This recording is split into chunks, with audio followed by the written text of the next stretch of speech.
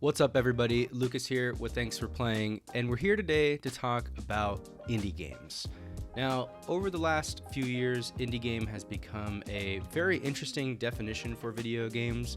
What used to be a small, sometimes single-person team developing a game very passionately and self-publishing on Steam or the Xbox Marketplace has sort of become a catch-all term for anything that feels like an indie, or anything that's run or developed by an indie studio, but is then owned by a massive publisher.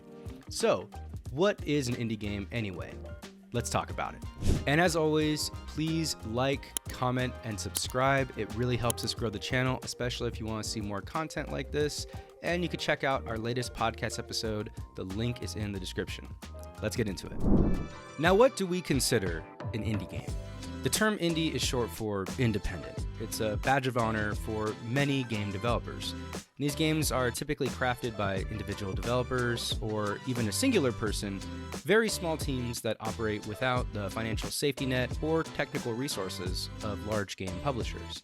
So they're set apart from the high-budget, high-profile, quote, AAA titles. And this lack of external support, while challenging, actually fuels the modern indie gaming scene. Freed from the constraints of major publishers, indie developers get to enjoy creative liberties that allow for innovation and, of course, experimentation. This greater degree of creative freedom often results in games that push boundaries. Excuse me, flapjack? You know, like a loser, a chotch. I really don't, but I do now. Well, the next time you're at a bar and some banker steps on your foot so he can order his crappy martini, you've got just the name to use. Hey, flapjack, why don't you wait your turn before I bounce your face off a dumpster? It's beautiful! Including introducing experimental gameplay, narrative techniques, artistic styles that might be deemed a little bit too risky or unconventional for the mainstream AAA market. The modern indie gaming scene is kind of reminiscent of independent movements in other creative industries, such as independent music or independent filmmaking. Like indie musicians or filmmakers, working outside the confines of major label or studio systems, we can prioritize artistic vision and innovation over straight-up commercial success. In addition to that, indie games often come in at a lower price point compared to your standard $60 or $70 AAA title. So indie games often have a smaller barrier to entry and can actually reach a wider audience than many AAA games. Indie games are often easier on the technical side, so you're able to play them across multiple platforms, so not just PS5, but also Switch or sometimes even mobile. The history of indie games. The history of indie games is actually a fascinating journey that mirrors the evolution in technology and game development as a whole. This story actually begins way back in the 1970s and 1980s with the introduction of personal computers and basic programming language. These technical advancements gave rise to a new breed of game developers, the amateur or hobbyist programmer, often referred to as bedroom coders, particularly in the UK and parts of Europe. Initially, they distributed games through mail order, a method that later evolved with the advent of the internet in the 90s, embracing shareware and other file sharing methods. However, by the time the internet became widespread, interest in hobbyist game programming, or these bedroom coders, began to wane.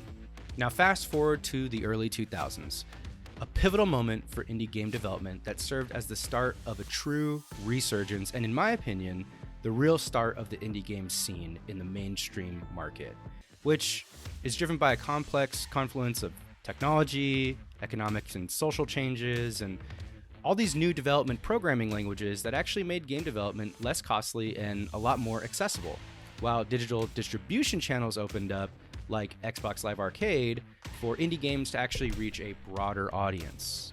During this era, the scene also saw a shift in gaming culture, with players seeking fresh, non-traditional gameplay experiences distinct from the mainstream offerings of the time, like your Halo 3s, your Call of Duties, your Gears of War. Success stories from this early period, such as Cave Story or Braid, spotlighted the potential of indie games and fueled further interest in the burgeoning and growing sector.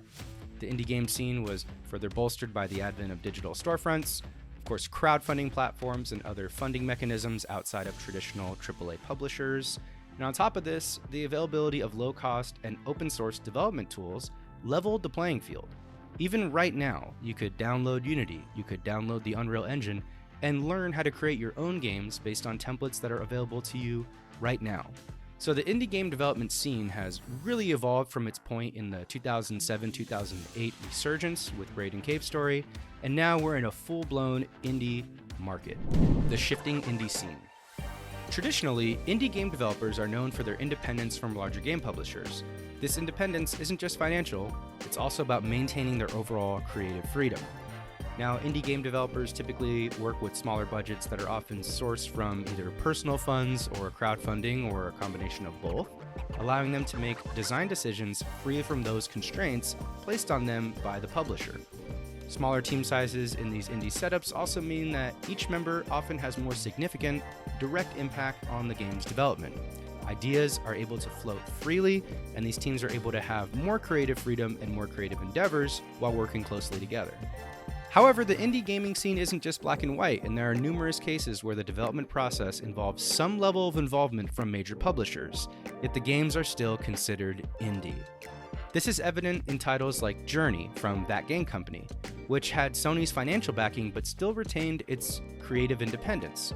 Similarly, Bastion by Supergiant Games received publishing support from Warner Bros. Entertainment, mainly to avoid complications with the certification process on Xbox Live, but the studio maintained its independent status. Now, we can't really argue whether Journey or Bastion are not indie games. I think the eye test kind of gives it away that these are truly indie games. They look and feel different from mainstream AAA games. However, they do have the backing that we're talking about from major companies. So, what do we consider an indie game? A more recent example of this is Dave the Diver, developed by Mintrocket, a Nexon-owned studio. And it's a fascinating case where corporate ownership did not strip away the game's indie identity. Although the studio did not identify as an indie dev, the industry actually acknowledged it as one. And this recognition was further cemented when their game received a nomination for Best Indie Game at the Game Awards 2023, reflecting a broad acceptance of what is considered to be an indie in the modern age. And of course, if you take a look at Dave the Diver and take a look at its mechanics, it passes the indie game what I like to call eye test. It looks and feels like an indie game, although it does have the backing of a major studio, and is not technically identifying itself as an indie developer. So the definition of indie games is further expanded when considering innovation, creativity, and artistic experimentation.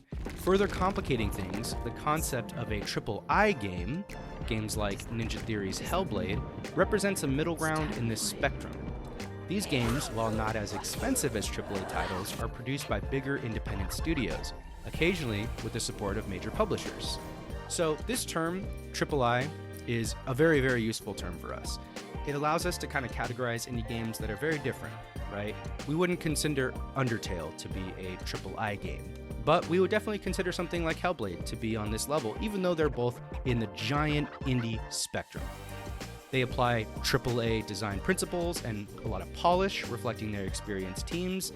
And there's an additional AA game definition that we can give, which is kind of the mid to large size studios that are very similar to the AAA studios that manage to maintain creative control over their respective titles. So by now, it's pretty clear that pinning down what exactly makes a game indie isn't super straightforward. Indie games have significantly evolved from their modest origins, transforming into a vast, varied, and dynamic segment of the gaming world. From small, quirky projects like Stray to larger, almost mainstream-like productions like Hellblade, the indie scene is constantly redefining itself. Now, at the heart of it all, indie games are about breaking the mold of conventional games and daring to be different, to be as different as possible. Now, for me personally, I think that indie gaming is a strange definition that actually has followed a very similar trajectory as indie music or indie filmmaking and other creative industries.